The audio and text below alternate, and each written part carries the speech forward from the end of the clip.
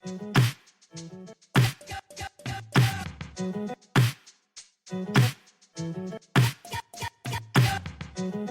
and welcome to the American Girls podcast. My name is Allison. And I'm Mary, and this is a show where we're going to be reliving the American Girl series one book at a time.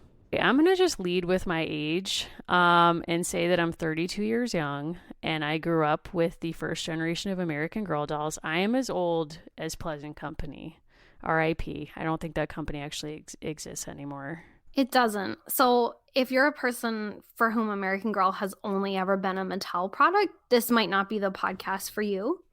Right. We're talking to folks. We're going to use the word girls loosely and not in the condescending way that sometimes like men you work with will call you girls and then you want to slap them. I mean it in like a fun, we're aware that we're actually women, but we're reclaiming the word girls. We're talking about girls who are our age, who grew up with the first generation of American Girl dolls. I'm coming to you talking about Kirsten, unfortunately. Complicated.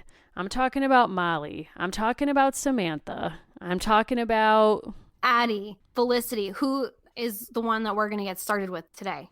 We'll explain more about that in a moment. And I guess Josefina, but that was after my time, but I've heard some people say she's part of the original group. The original casting, I would say, yeah. She's early enough for us to count. Before we jump into what we're doing here, let's just take a step back and talk about the ways that we are and are not qualified to be doing this. Sure. I mean, point one, you and I are historians. That's true. So we attended the same very small college and we're not friends, which was a tragic error. And then we attended the same graduate school where we trained to be historians.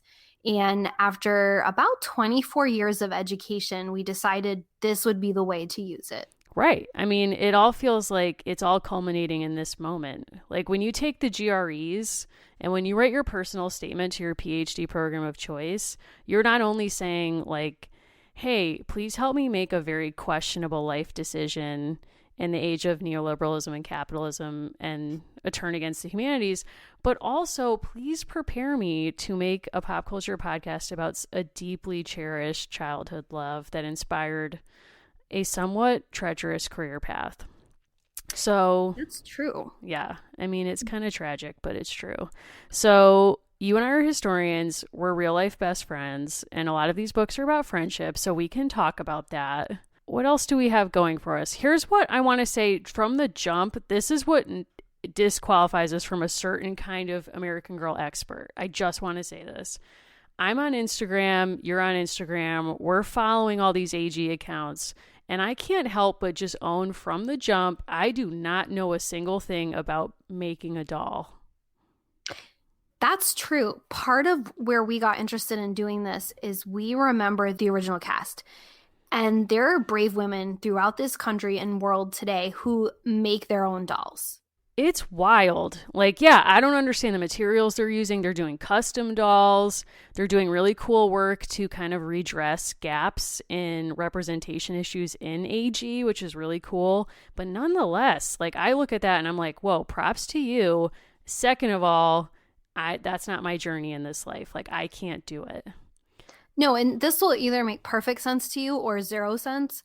We are of the exact age where we had the historical dolls, and then the dolls that looked like you came out just as we got to be too old, and then there was the Bitty Baby period. Which I'm not prepared to speak about that. I still don't understand Bitty Baby. So we're from that very specific period where the dolls were all historical all the time. Right. Like they always existed in the past and they were a model, but it was like, we're not trying to show you. Like, we don't care. We're not into that. You have enough self-esteem support from 1990 public schooling that you don't need this as well. Like Pleasant Company was looking around and they were straight up like, starting in the 80s, like, you have Tiffany touring malls. Like, she is there to empower you. Like, she's out there, I think we're alone now, but you're not alone because Tiffany's here in your mall. Then you were, like, transitioning hardcore into, like, the Spice Girls, early mid-90s. A lot of girl power stuff happening. We all know how that's problematic in some ways, empowering in others. So Pleasant Company was like, we don't really care. And we'll get into Pleasant herself later. But she kind of had her own fantasies that she was working out with these initial dolls that reflect different conceptions of what American history is and who it's for. And we'll dabble in that, perhaps. Another piece I just want to throw out, and this is more my thing than your thing. I never, when I had the dolls, was the kind of gal who was like, I can't wait to throw on a Felicity outfit and be Felicity. Like, I was very here for the books, and that was the extent of my devotion. Um, like I will say, I was gifted these books and the dolls. That's how they came into my life by my grandmother. And I remember, gave them to my other, like her other granddaughters who are older than me. And I remember being like, whoa, they're so cool. Like, they listen to Tupac and stuff I don't understand.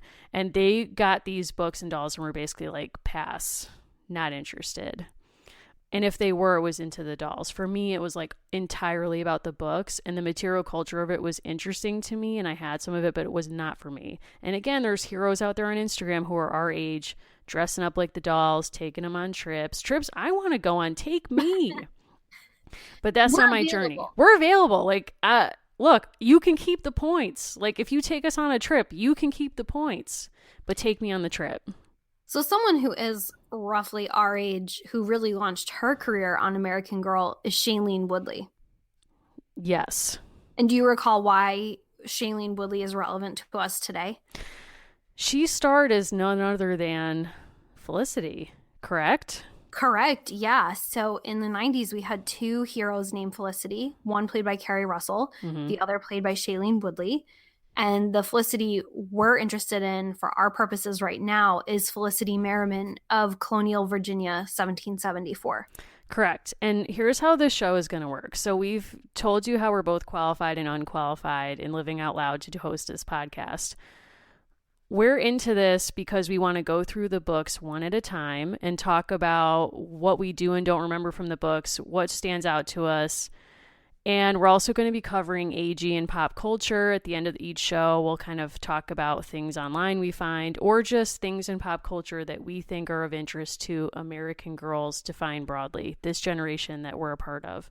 But we're starting with Felicity, not because she was the first girl whose books were published. We know enough to know that's not true. But we've decided to go on this journey chronologically through the years in which the books were set, which is why we're starting with Felicity. Correct. And now I think it's time for our rapid recap. That's right. Hit it, Allison. So, this is a very quick overview in the very likely case that you don't remember very much about this book you probably read 25 years ago. So Felicity is a young girl living in Colonial Virginia. Her father is a shopkeeper, and her mother is a buzzkill. We will talk more about that later. The focus of the book is Felicity's attempt to liberate a horse that she names Penny, short for independence. In the official description, it says, Felicity falls in love with a beautiful horse named Penny. When she discovers that the owner is cruel, she is determined to find a way to save Penny. Felicity gets help from the family's apprentice named Ben, who is allowed to wear pants and keeps her secrets. The book ends with Felicity freeing her beloved horse, Penny, and seeing literally no consequences for any one of her many, many, many bad actions. Thank you. That was powerful. So, meet Felicity. Let's get into it. I am fresh off reading this book. And by fresh, I mean I just finished. I've now read this book 2 or 3 times before we decided to record this. So I literally just finished it. And appropriately or not enough, I am recording this from my childhood bedroom. This book is wild. I was trying to sit in this room and remember what I thought or felt about this book when I read it for the first time when I was probably, I don't know, like 7 or 8 years old or something. And I don't remember a GD thing about this book. So if we want to rewind real quick, you and I both were convinced years ago that this book was set in Boston. Not only that, we convinced a third party. We basically shamed someone else who remembered it differently. And probably in hindsight, I think they probably remembered the real plot. And you and I were basically like, hey, listen, let us sit you down for a second and tell you what happens in these books. Felicity works for the Addams family, aka Nope. John and Abigail. She lives in Boston. And she overhears talk about the Boston Massacre after the fact because John Adams was involved in a legal capacity. She gets really hyped on the revolution. She's torn, lots of feelings. That's the books. And that was not true. None of that is true. So, Felicity's father is kind of right in the heart of the British Empire in that he runs a store. And we learn pretty quickly that he's selling tea, which is foreshadowing. We know something is going to go down with that. But I think as New Englanders, we were shocked by how much we're all pretending Virginia matters in the American Revolution in this book. Yeah. I mean, this is a hard thing to say, but I don't really care about any of the events in this book. Like this book, I am interested in the American Revolution. Like I have studied this in school by choice with very serious scholars of the American Revolution. This book did not hype me up to care about that event in any way, shape, or form. No, so let's talk a little bit about the people that are orbiting around Felicity. So you're not really getting a sense like that any of the real high stakes situations of the 1770s are going to enter this book in a meaningful way. Like the family owns people who are being enslaved. The mother is clearly trapped in a very large and growing family situation. The father is probably a traitor, but everything hinges on the horse. And I think looking back, it's surprising the extent to which Felicity just can't get with social norms and the extent to which she's just constantly irritating other adults. She is so annoying in this book and I can't get over it. And I'm literally like, you know, that meme of someone who, or I think it's from It's Always Sunny in Philadelphia, where he's like working out all the formulas on the wall, like he's catching Yeah. a serial killer. That's me with this book, where I'm like, okay, let me like run through these facts. Here's a girl who is somewhat of a tomboy, coded language. She wants to wear breeches. She's going after what she wants. She feels tragically misunderstood by her family. She wants to be independent. She wants to not have to feel second best to boys and their expectations of the world. This book has all the markings of something I should love. I should be so into this. I should love this character. Guess what? I'm so annoyed by her. It's like, I'm worried that the mom is trapped in a loveless marriage. I have no evidence of this, but I'm putting that out there. That's my feeling. So Felicity's best friend in the world, per her, is Ben. She steals his things. She throws him under the bus as much as possible. And basically, at the end, he is somehow smitten with her. Like the rise and fall of the story is very hard in this book. It's a lot. It's a lot. And it's also, if you think about these books as something that's meant to teach you what friendship is and how to be a good friend, which actually is something I think they're consciously trying to do. Basically, what you would walk away from this book with is like, to be a good friend means that you keep somebody's secrets. And you own pants. And you own pants. And you're willing to lend them out in a no questions asked situation. So I think part of what's tough about Felicity is everyone else around her has these really potentially interesting lives, and she's the least interesting of them. Like she inserts herself in someone else's animal issue. That's her whole deal. Yeah. She wants a horse and she wants to steal it. And this book just has like privileged white girl vibes like all over it. And there's even this scene where she has a sugar cube and she's with Ben, and she's basically tagged along unsolicited with Ben on a delivery of a bit to Jiggy Nye, the book's villains, more on him in a moment, house. And he has this horse, which he allegedly won in some kind of weird betting situation. No one really knows. And she's marveling at this horse and is like, whoa, this horse is beautiful. I'm so into it. And then she sneaks a sugar cube out of her little pocket somewhere, not really explained, and gives it to the horse. And Ben's like, oh my God, like you're giving him a sugar cube? Like that's kind of much, don't you think? And it's like, first of all, shout out to Valerie Tripp for literally picking a highly symbolic object to work into the book in a very high key way. But also Ben being like, this is kind of crazy, don't you think? Like, and she was like, oh, this old thing is for a horse. Like throw sugar to a horse during a sugar crisis. Like, it's not endearing. It's not endearing. We are meant to hate Jiggy Nye, who's incredibly one-dimensional in this book.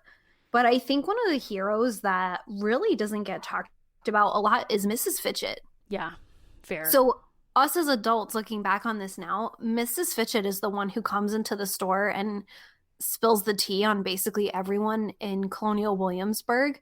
And the father kind of tries to mute her a little bit with the gossip in front of the children. But she's somehow out and about enjoying her life herself. She's not worried about the horse. Nope. She's on a living spree. She's like wearing her hats. She's taking herself down to the store. She's buying this, that, and whatever. And she's like a one woman whisper network for like a crisis that may or may not exist. Now, like, I'm not making light of the fact that this guy is abusing animals and has in the past, and everybody seems to know that. But it's also like they're living in a time when they all own enslaved people and act like it's totally fine. So there's like a catalog of abuses in this book that go completely undiscussed. And this lady is just living in the context of the time in which she's in and is moving through spaces, luxuriating and having a great time. Like, she's obviously noting problems, but it's kind of like, yeah, anyway, like, that's not my problem to solve. Moving on. But if you could send me some oats for my horses, I'll take myself home out of here. What's striking as an adult is Felicity is actually warned by her friend, the apprentice Ben, who's maybe 11 and she's 9, that the consequence, it's not funny, the consequence for her stealing this horse that she's named Independence is death for her and the horse. Yeah. He was like, you know, the punishment is death by hanging. And she's like, LOL. Yep. And you look back, there's no way I actually understood that when I first read it. Like Yeah. there are so many places where subtlety would have, I think, taken this far. Yes, this book is the least subtle thing I've read in a very long time. And, like, just to start with something not so small, but just the language of the book itself is so, like, has zero chill. So, Jiggy Nye is the villain of the book and is known to be basically a drunk. He drinks rum all the time. He gets in fights. He abuses and kills his animals. And then he tans them in his tannery and is basically a ne'er do well. This man, when he catches Felicity and her siblings, who she's basically forced to go with her to check out this horse after she's been told not to, his repeated like threat to everyone in this book, especially Felicity, is "I'll skin you alive." And that just blows my mind because, like, it's like, okay, he runs a tannery and he's threatening to skin people, but so it's like, you know, Hannibal Lecter vibes, but it's also just weird because it's like, this is a book for children. Yeah, and so here's the novel that I want now that I'm not 8 years old. I want Mrs. Fitchett and Jiggy Nye backstory when they first arrived in the colony. I want a fanfic that's literally like Mrs. Fidget and Jiggy Nye were star-crossed lovers in Williamsburg. And then the 7 Years' War happens, and he's like, look, I don't want this war, but I'm in this war. The war needs me. So, do you think there's also something classist about the way everyone talks about Jiggy Nye? Because I also just feel like where he lives smells very bad. Mm-hmm. And I think for Felicity, there's an element of he shouldn't be allowed to own anything nice. Right, and it's fascinating that like scent is something that runs throughout this book as a marker of class, and the way that good scent is equated with good class and good person. So when the book opens, the opening scene is actually describing what her dad's store smells like. All of these scents in the store of things you can buy, like tea and sugar and coffee and all kinds of stuff, apples, pine soap. And then later when they're approaching Jiggy Nye's house, everyone remarks how it's a foul business, etc. He's a foul person because the workings of his business literally smell terrible. So there's someone who is dropped into story number 1 who we're going to talk about more later as he evolves or doesn't in the series, and that is Marcus. Whew, this So, is tough. This is extremely tough. so Felicity has just talked about all the wonderful things that's in her father's store, and then she doesn't want to go home because her mother is making her do basic tasks to keep the household running. And while she's interested in doing that at the store, she is not interested in doing that at home. So she's talking about how she likes to help, in inverted commas. Sometimes she helped Marcus count the boxes and barrels of goods that had come in from England. May I stay here for a while? Felicity asked. May I help Marcus in the storeroom? So, two things. She's probably not very helpful. it's never helping to actually be doing the work. And Marcus is an enslaved person.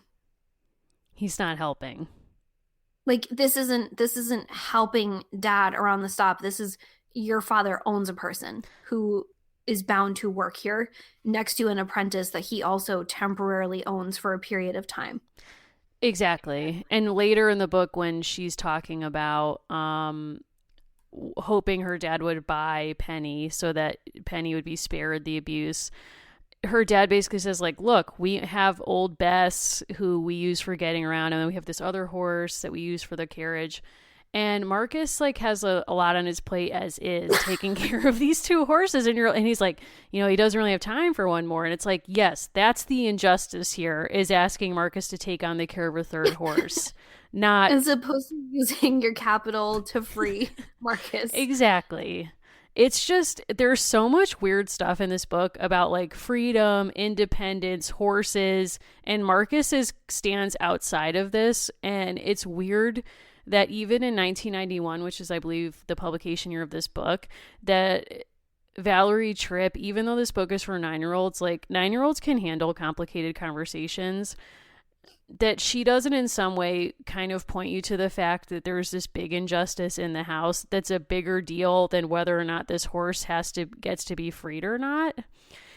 And it's interesting that Ben is so acutely aware of what the consequences would be of freeing the horse. And it just kind of goes unstated that they're pretty much the same if they were to try to assist Marcus in becoming a fugitive. Exactly. And that's why it's really weird that the comparison the book invites you to make is that the horse is a representative or stand in for Felicity and not Marcus. Yeah. I mean, And as I said to you, and I pose this question again, is Felicity a horse? so I think we're supposed to use the horse as a kind of vehicle to think about every possible question of independence for Felicity and the colony, but no one else. Yeah, I mean, it's very strange. There's a quote on page 21 when she says Felicity's with Ben and they're looking at Penny and trying to figure out, like, if they can free the horse, or she's just interested. And Felicity basically does this read of the horse and says, under the wildness there was spirit, not viciousness, just as under the mud and burrs there was a beautiful reddish gold coat, as bright and as new as a copper penny. And that's when she realizes imaginatively to name the horse Penny. But it's like, okay, clearly we're supposed to see, like, as Felicity is transferring all of her issues onto this horse.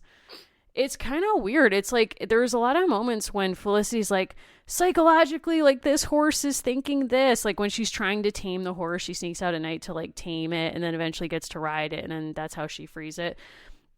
And she's like, oh, the horse knows, like, if I like do this and the horse thinks that. And it's like, I'm sure there's a complicated psychology of horse stuff that I will never understand and have no knowledge of. But like, I don't think this 9-year-old who doesn't even have to care for the horses her family already owns knows a single thing about horses. And later her dad's like, how did you figure this out? And she was like, I let Penny help me. Like, I let Penny help me figure out. And it's like, you even erase Marcus's labor there. It's like, stop. You have done some brave work. You've actually gone out and looked at what other people in the wild are saying about this book in 2018 and beyond. What have you found? So it is mostly very, very positive reviews for Felicity. People are very big fans, very, very good.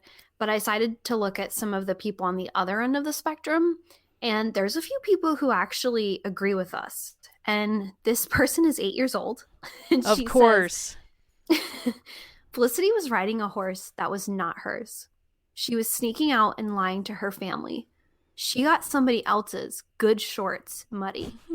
She let free a horse that was not hers. Mm-hmm. All that stuff is why I don't like the book. If you buy the book, it's a good idea to have a conversation with your parents about what is happening and why. And then, girl after her own hearts, she concludes with, I recommend Meet Molly. Whew. Because Molly is the biggest narc of them all. Molly is the biggest narc, and this girl is kind of a narc, and I respect that. I mean, in life, I don't want to be that person, but that's why I'm angry at Felicity. It's like, she has turned me into a narc. It's like, just, like, I always want to side with the rebels and with people who are like living out loud, and she is, but it's in such a weird way where it's like, I don't really know if we would be friends. No, and I found another review, this one from January 2009, so it's pretty far back. And she's talking about how she bought this book for a niece for Christmas, but she says she didn't read it until after. And I quote, I was so embarrassed to have to call her mother and explain that in book one, Felicity disobeys her parents repeatedly, and then, when discovered, is not punished. She also decides to break the law, knowingly committing a crime which is punishable by hanging. And then I don't want to give any spoilers, but this is just classic Felicity. In book four, she chooses to disobey her parents and the law again to keep a promise to a friend. I'm very disappointed. Wow. And I feel like this person captures something, which is when you are reading the book, you're kind of struck by how Felicity basically can't even follow a simple direction. Yeah, it's really weird. I don't it's just weird because she's disobeying her parents to save a horse who's being abused. So it's like on the face of it, we should be with her, and like no, none of us want to be in favor of the abuse of animals or anything of the kind. But the way that she behaves is so weird that it's hard to buy that this is the thing that she would draw a line in the sand over, because she's such a horse person, and yet the two horses she already owns with her family get very little play in this book. True. Well, and I think we're going to learn more about this in book two, but I think where you're supposed to really enjoy it and connect with her is we, as 8 and 9 year old girls, spent most of our day in school or structured activities. Felicity is like a young gal about town, following no one's advice, direction, or basic law. Right. And again, it's like I should be really into that. Like that was my vibe growing up, but I just Well, I think like reviewer number two, I think we're taken aback by the extent to which, and again, we're supposed to draw an obvious parallel between her and the future of Colonial Williamsburg, that she does her own. yeah, I mean, she wants to be independent, and that process is chaotic and ugly and hopefully has a good result, not unlike the American Revolution, but there's also a lot of things that I just don't understand. Like, I just find myself not really understanding, and even in a more damning way, like, not really caring what happens to her, because she could be subversive in the lane that she's in, and instead she's just, like, banking it all on this horse thing, and it's like, I don't know, maybe have some compassion that your dad is probably going through some stuff in the town that we're probably going to learn more about, and here you are, like, literally throwing sugar cubes to a horse. It's like, I don't I know. think I think we'll talk about this a lot as we get through it, but I think Felicity is sort of maybe like the Sandberg of the series. Like she's leaning into what she wants. Mm. Like it's a very specific kind of like girl power story. She's leaning into what she wants, but she doesn't understand how she's leaning on other people to get it. Like No. Marcus, her mom, her dad, Ben, all these people who have to basically clean up her mess. It's kind of like girl power. I did it myself. Like I'm an entrepreneur. She strikes me as one of these. We have a friend who is like clocking Instagram all the time and is super into monitoring like mid-level marketing businesses and all kinds of stuff. And she sent us today a profile of an Instagram scammer like for the ages, who made like 500K on a book advance and then never wrote the book, and is offering all these events and then asking people to like, oops, I sold out an event. I never booked a venue. Can somebody like pay me more money or give me a place for free or whatever? And it's like, that's kind of Felicity's vibe, where it's like, she's a scammer. Like she's pretending she's a girl boss, but in her deepest heart, she's probably a scammer. And I hate to say that, but it's just kind of where I'm at right now. I would ask her this: who made your leather shoes, Felicity? Damn. You know Yeah. what I mean? Yeah. And I'm really looking forward to book two because she's going to learn a lesson. So I think maybe we'll get some clarity. She'll actually learn something from someone else. We hope. I mean, I guess we'll have to see in the next book in the series.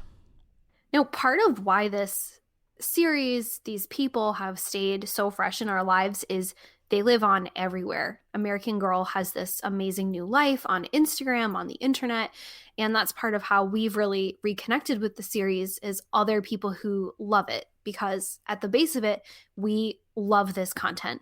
And we are both over 30. You know, age is nothing but a number. Oh, It we've is. retired R. Kelly, but Aaliyah may stand. So we recently attended kind of, I would say, like the Met Gala for children's books. Would you?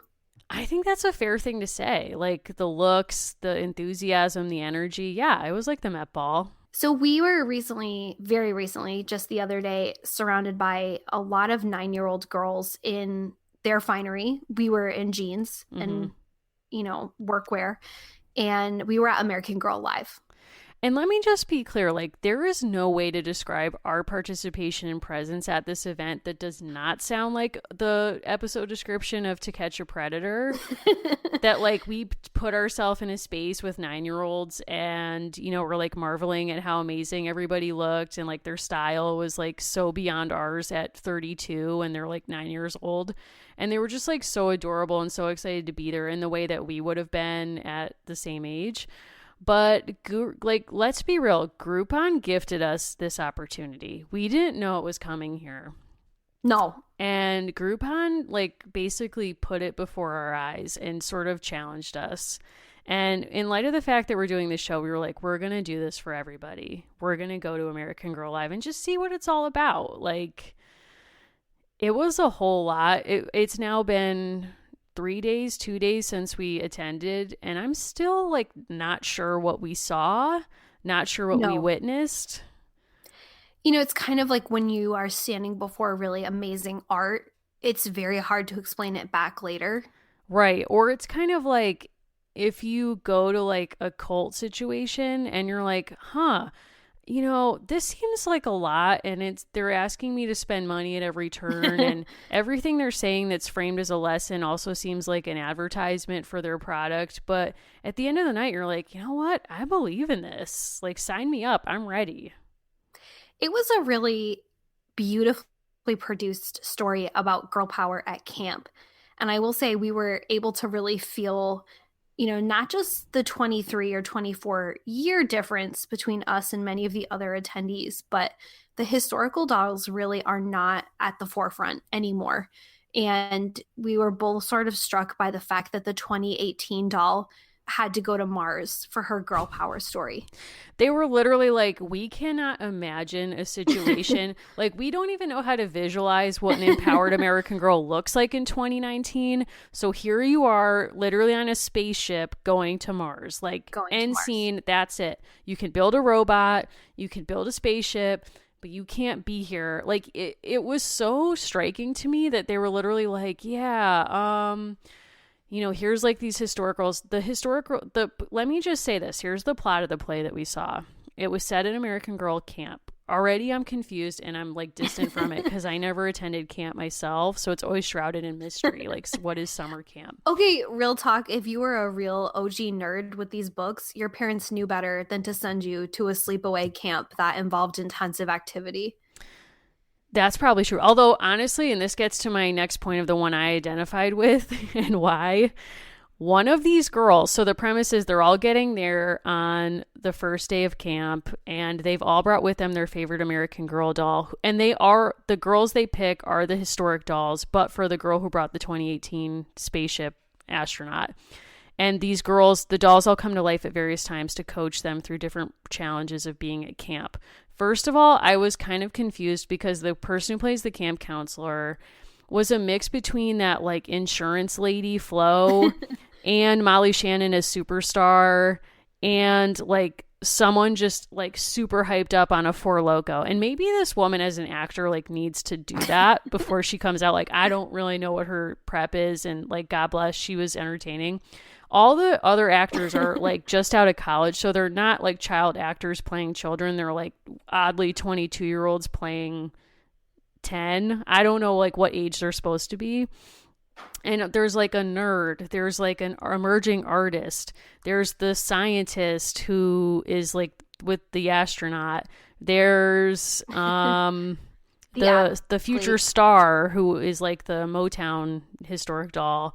Then there's a chick who rolls in with her bag and she starts unpacking, and her biggest crisis in the moment was like, God, I hope I have enough room for all my sports equipment. And Allison and I just like looked at each other and were like, okay, here we go. So I'll just admit, like, I'm a queer person. So for me, it's like I'm always looking back. Part of me, like, looking at AG now is looking at the ways that they depict kind of like different ways of being a girl. And I have real debates with my queer friends for whom AG is also really important about which AG is the queerest.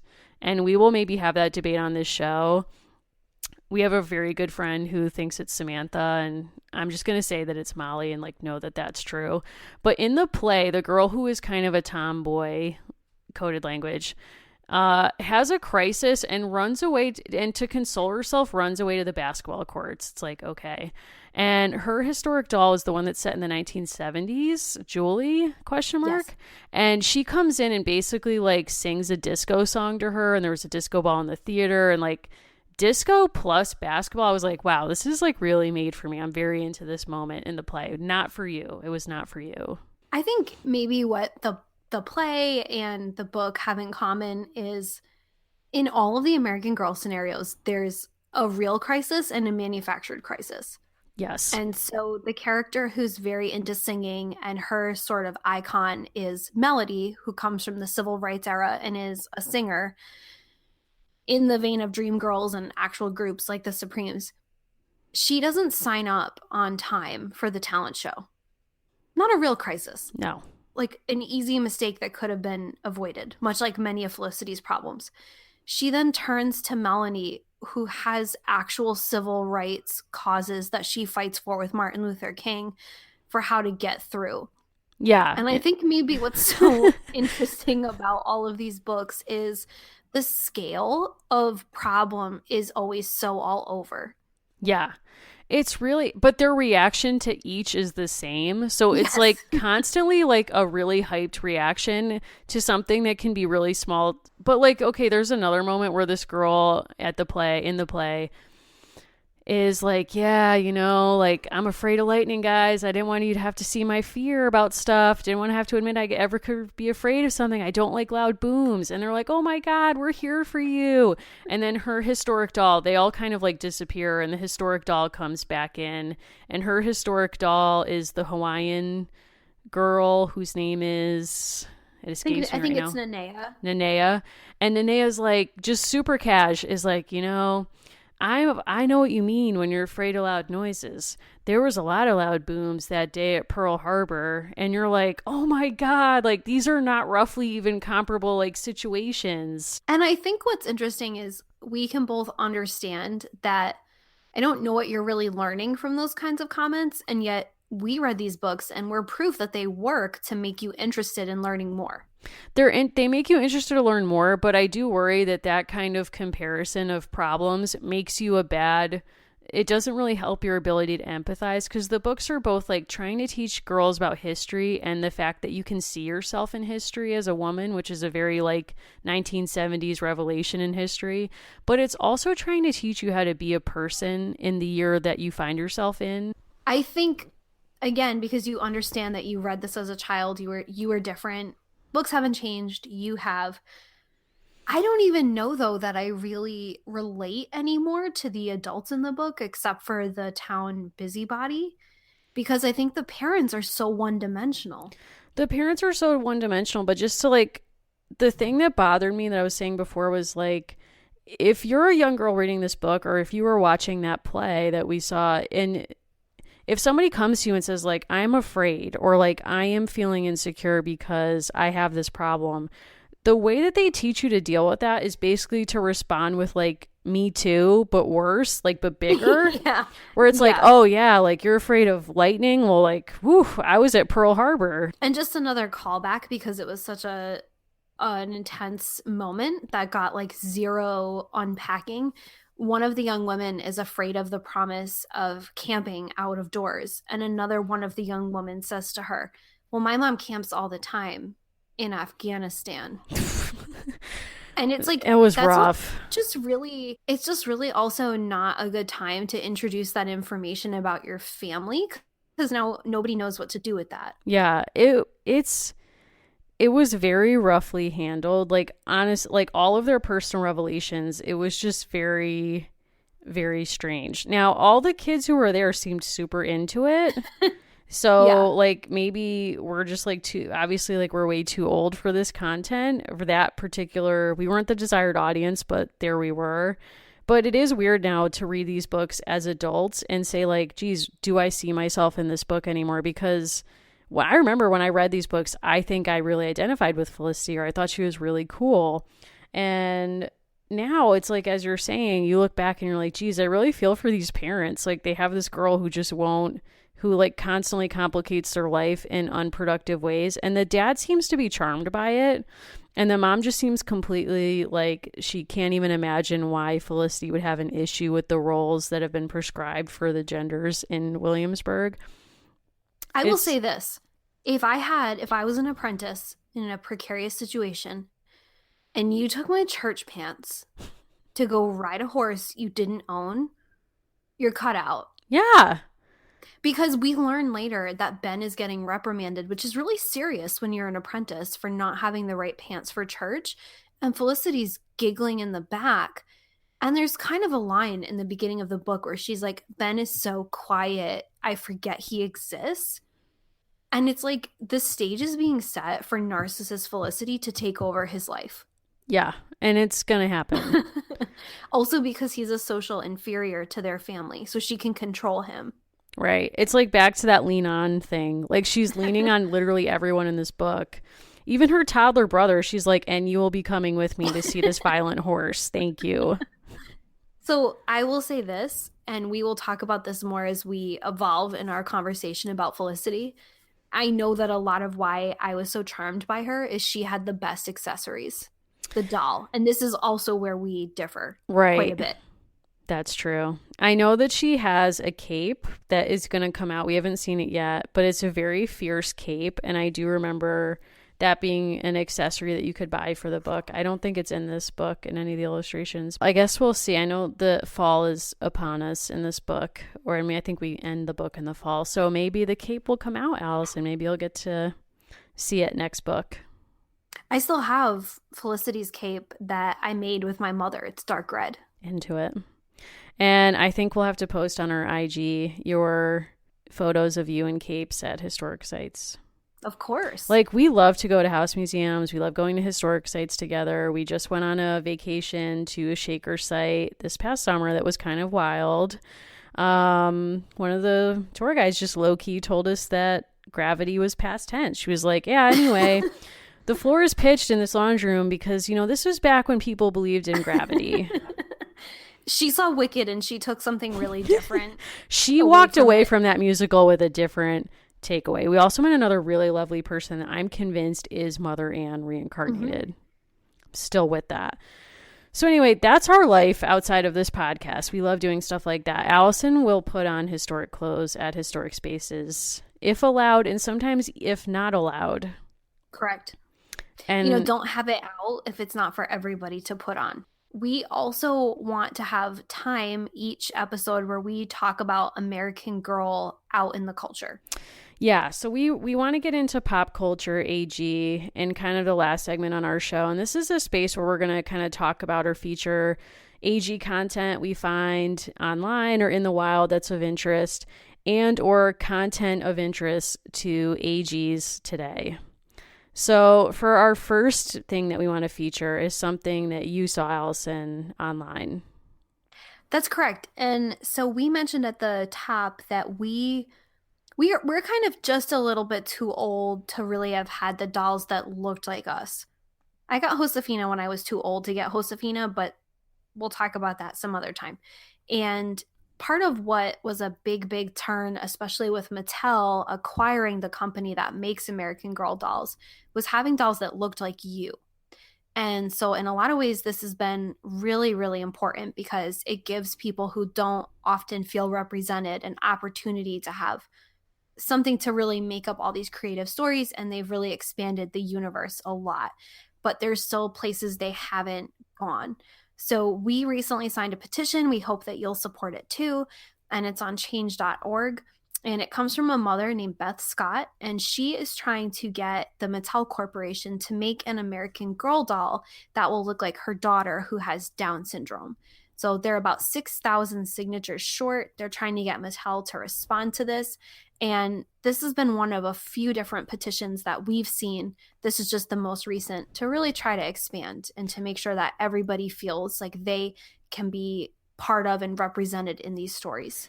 Right. And it's really important for people to take this seriously because even though you might just think like this is a doll company, like issues of representation really, really and truly matter. If you see someone like you out in the world, it makes you feel much more secure in yourself and can really just make a huge difference. And as long as American Girl has existed, it's been wrapped up in issues of representation and questions about inequality. So not only the representation of the people and cultures that get featured in a doll and in a character, but also the inequalities of who has access to these dolls and these books. And these are all things that Allison and I take really seriously. So we just want to, as our first thing, like point everyone to this petition. This mom is doing something really beautiful, and it's really easy to support her efforts. And we hope you'll all join us in doing that.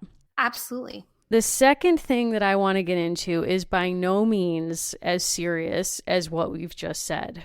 And I just want to say from the jump, I basically was like, Allison, I have to talk about this. It has nothing to do with American Girl, but it's content that is 100% of interest to American girls of our generation.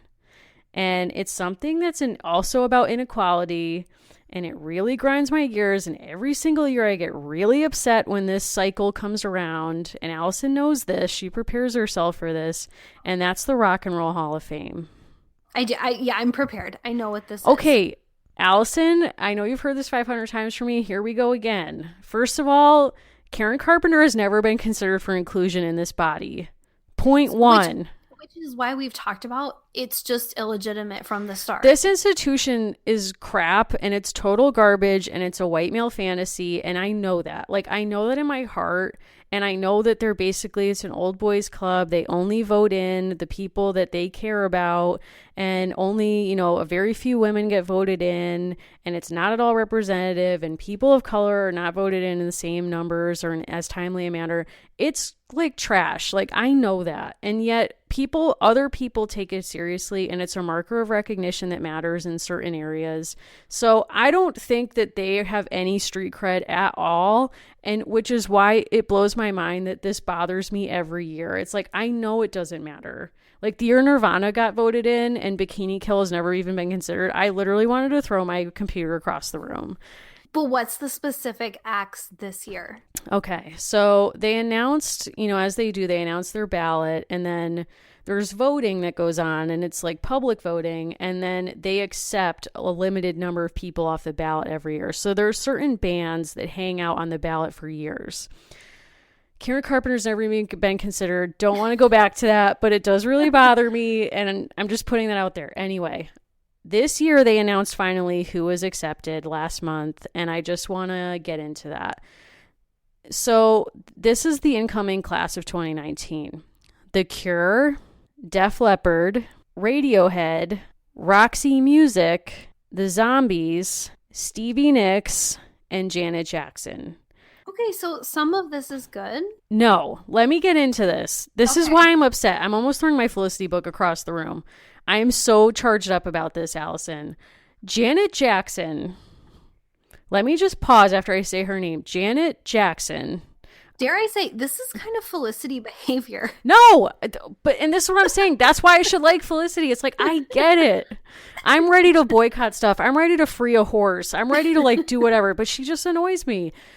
Okay, Janet Jackson has contributed so much to our culture, to music, to all kinds of stuff. She has done so many important things in American culture. Her albums are amazing. I am so sick of Janet Jackson not getting the respect she deserves. I am over it. She has been on this ballot for 2 years. She's finally getting in this year. Good for her. If I were her, I would show up that evening. I would go up after they pay me tribute, and I would spike the microphone on the stage and be like, screw everyone. I don't even need this. As you know, I was very upset this last year on the Super Bowl, which I don't follow football. I don't understand it. Justin Timberlake was the halftime show. And I won't even get into all the ways that that was inappropriate and the ways that he has rewritten his history of his relationship with Prince to reflect that he admired Prince and didn't make fun of him during his lifetime, which he did. I want to talk about the social media response to this occasion, which is that Twitter bravely called it Janet Jackson Appreciation Day. And people were out there putting out scholarship that was amazing about all the times that Justin Timberlake advanced his own career by denigrating women in his life, including Britney Spears, but also, and more importantly, Janet Jackson, whose career was ruined after that event, and he abandoned her. He never apologized to her publicly. I am so angry about this, and it's just, she stands in for so many inequalities in pop culture. I just need to say that. And So also, the Hall of Fame is like your Jiggy and I. it is. I'm like so mad. And even Stevie Nicks getting in. She is the first woman to be inducted into the Rock and Roll Hall of Fame as a solo artist, in addition to being in as a band member. So she was inducted with Fleetwood Mac years ago, but she's getting in as a solo member. She also low key, according to, like probably not real reports I've read on sketchy websites, had Lindsey Buckingham, her former partner, fired from Fleetwood Mac. So, I mean, she's out here like doing it and she's living large, and I'm happy that she also was admitted. But the way that women in rock and in music, and particularly women of color, are denigrated, like, I have had enough. Please go listen to Janet Jackson's albums. Just meditate on that. Like, get at me. I would love to hear your thoughts, only if positive, about Janet. Thank you. That's all I have to say. I think our recommended mixtape would be Control Yep. paired with Book One. Control should be paired with Book One. Yeah, I'm like thinking, wow, what Janet tracks would go. I mean, yeah, I don't think highly enough of Felicity to put her in the same sentence with Janet Jackson right now, but Control is a good start. If just to think about the situation of the American colonies. I know the true Felicity Jam. What have you done for me lately? Because it's never enough Whew, yeah, that's when you're a true. selfish 9-year-old. The answer is never enough. The answer is absolutely nothing. Felicity, she doesn't deserve Janet, but like she could learn a lot from Janet. Oh, I totally agree. Learn how to evolve. Like, Janet has reinvented herself many times, but she's kept the same kind of fire in her music and her commitment to independence and what it means to be a woman, and also like not denigrate the women who came before you to try to make your own way, which is like a classic Felicity move. So I want to say, by way of getting people hyped for book 2. So Felicity, please do remember she is 9 years old. Yeah. 9 is quite young. We think of people in the past as treating children like smaller adults, and to a degree that is true, but this is the start of the period where that's changing. Felicity gets told by her mother, "You are near to 10. That's old enough to know what's a danger to you, and too old to be acting careless and childish." I know a lot of people who are 35 who could probably hear that. You probably need to hear that. Like, you are near to 40. You are near to 40. Pull it together. So we'll give her some slack because she's going to be coming up against some bigger, harder truths and some loose teeth in book 2. Damn, what a teaser. Thanks. All right, so I think that's it. I think we've wrapped up all we need to say about Meet Felicity, and you've gotten a chance to meet us. We'll see you in episode 2. Yes, and if you'd like to connect with us, we are on most relevant forms of social media. We're on Instagram, Twitter, and Facebook, and we'd love for you to connect with us there or to drop us a line at americangirlspod@gmail.com. Wonderful. Well, thank you very much for listening. We really want to hear from you, and we will see you all for book 2. Absolutely, and don't be a Jiggy Nye. Don't be a Justin Timberlake, also. Oh, very true. Very true.